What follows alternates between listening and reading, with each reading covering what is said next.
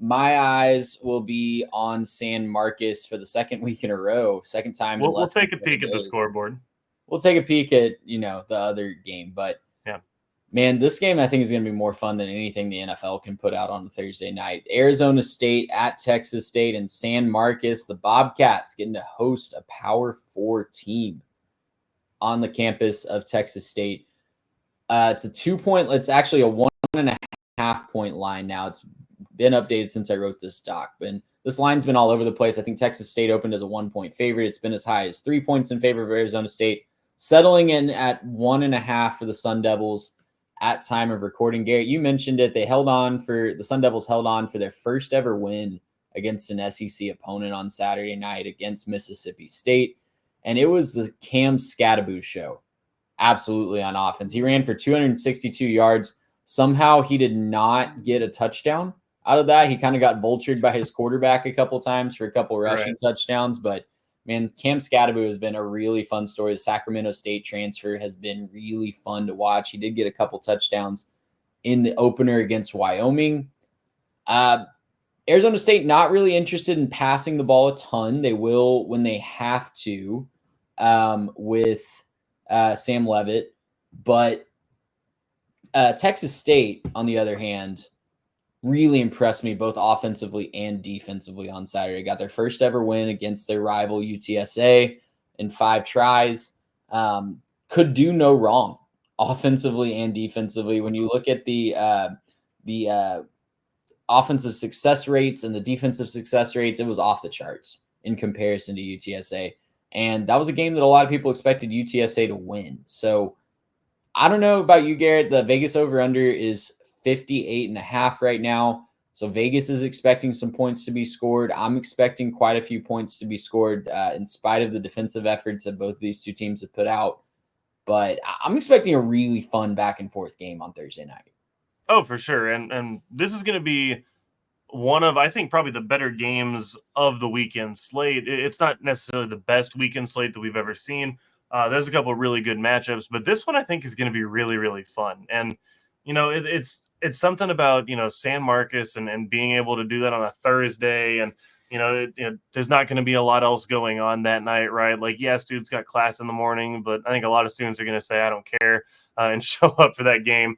I know I would if I was in college. I would not be showing up to class. And they packed the house on Saturday. Mitch and I talked last week about how we weren't sure. Mitch wasn't sure what that environment was going to be. Guys, I know, man. They're going to pack that house. Yeah. They're excited about this team, and that's exactly what they did. And we've talked about it for a little while. Like San Marcos, Texas State, really, really good school, really, really good environment down there.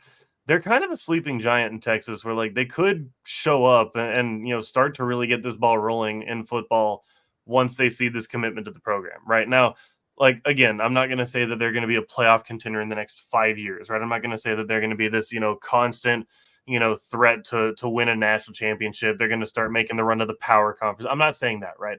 But they could really grow this program into something notable and become one of the better G5 programs and really cement themselves if they can get buy-in from the fan base, if they can get kind of constant, crazy environments there. And I think that they're on their way to doing it. And I think a lot of that's going to start with this game on Thursday night. And look, I love what Jordan McLeod's doing. I think he's an awesome quarterback. I think he's, really, really talented. He can kind of do it all.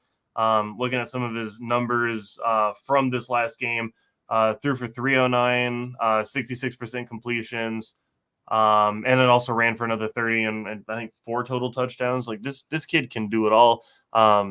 He's really, really talented, a little bit of a veteran presence as well. I think that's going to go a long way when you're playing Arizona State, where I don't really trust their quarterback at the same way that I trust Texas State. And I think that has to be where it starts is, Arizona State's playing a road game where the crowd's going to be into it. If they start to kind of, sniff the blood in the water, if they're noticing like, hey, we're kind of rattling this guy, it's a little bit closer than we thought it could be. Texas State could kind of just sell out to try to stop the run and make the quarterback beat them. If that's the situation, I don't know that, Arizona State has what it takes to beat them if they have to win in the air. If they can commit to the ground attack, great. The one stat I want to bring up, though, UTSA ran the ball 30 times for 82 yards this last week. So They tried. They tried They to run did the try to ball. run the ball, and Texas State did a good job stopping it. Obviously, a much better running back coming in this week. And so I'm not saying that they're going to have, 82 yards on the ground all game, especially if they give it to him 30 times. I think he's going to have a little more success than that. But, man, this is going to be a fun game. And the question, I think, the big thing you got to watch for is, can Texas State jump out to a lead? Because if they can, they get Arizona State in a negative game script. Yeah. And then they can't run the ball. So if you can get out, 10-0, 14-0, something like that, I think you're feeling really, really good about how you are at Texas State. Well, and that was the recipe against UTSA on Saturday. They jumped out to a big lead early. They got a touchdown on the first drive, got a big stop, got another touchdown quickly. It was 17-3 before the Roadrunners could even blink. So, yeah, and don't be surprised you mentioned the 30 rushes number. Scattaboo ran the ball 33 times against Mississippi State. So they're not afraid to run that dude into the ground. Mm-hmm. I am going to paint the picture for Arizona State here. I think this is going to be a really fun game. Happy to watch it over whatever the NFL's on. I think it's like Bills, Dolphins or something. I absolutely love what I saw from Texas State on Saturday. I am worried about the step up in competition against the run. I'm leaning Arizona State minus the points right now. I really wouldn't be surprised at all if Texas State wins this game outright at home. Absolutely wouldn't be surprised. And I think that would springboard their candidacy for a college football playoff spot should they go on to win the Sun Belt. But a little worried about the step up in competition. I'm going to take Arizona State cautiously minus 1.5. My wife's not going to like it, a proud Texas State Bobcat alum.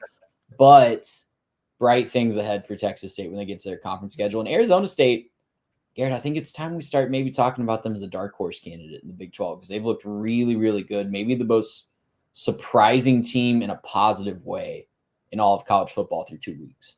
Yeah, and they've looked a lot better than I expected them to look, and we might need to put them in the dark horse Big 12 conversation, if for nothing else. Then it doesn't seem like anybody in that conference wants to be good at football this year. It's going to be wild and wacky every single week. And it might just be a default type of thing. Like, I know Oklahoma State ended up, pulling it out and looked very good against Arkansas. They really didn't put their best foot out there. The defense is pretty abysmal in Stillwater. If Utah lost their quarterback, that's a massive problem for them.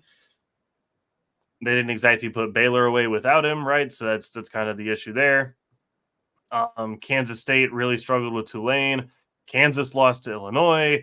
Like there's a lot of people at the top of that conference who are like, oh, maybe this team isn't so good after all. Maybe the Big 12 is kind of struggling and not that good of a conference this year. And so if that's the case, why not Arizona State, right? Why not the team that can at the very least run the football, play a little bit of defense, right, and show up and maybe win, maybe not win the conference, but at least get to Arlington. They could make a run.